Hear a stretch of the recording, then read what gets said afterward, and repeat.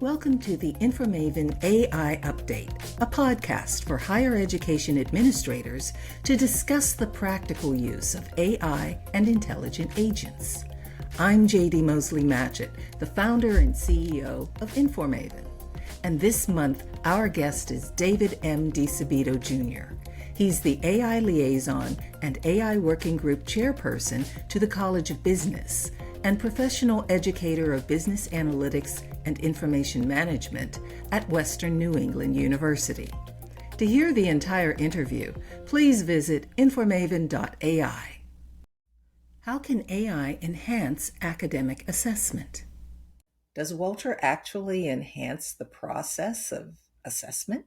We believe it does and it will. Currently at Western New England University, we have not used it for assessment, but what we have done is we've looked at prior assessment data, student evidence, and run test runs with Walter, looking at how humans assessed the data and how Walter, the generative AI, assesses the data. And we've been able to build some confidence that Walter can do a good job. So for this year in 2025, we're going to include Walter as part of our assessment process to basically remove the drudgery of having a second reader assessor read 100 papers.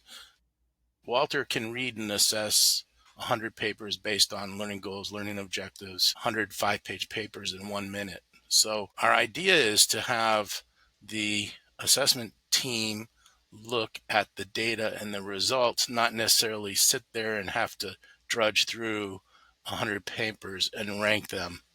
So what feedback have you received from educators and the students too, because they're important stakeholders?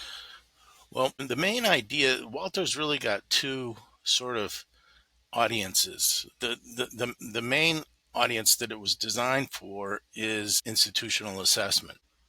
So with respect to this element of trust, how do you develop that with a tool like Walter?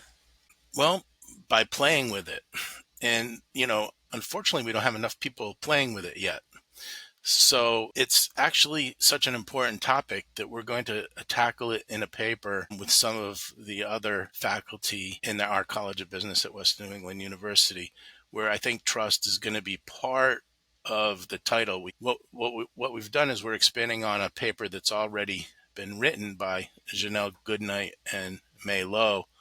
And what they did is they looked at the importance of a second reader in trying to conserve resources in the assessment process. And what they had folks do was the instructors used the same rubric that the assessment team used on their student evidence. So they basically got two columns, the instructor and the assessment team scores.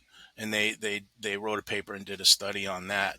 And we're extending that paper and going to add in the artificial intelligence using that same rubric, and have assessed all of the data that they had done in their study. So it's going to be eye-opening to see, and rubrics are such an important part of the process.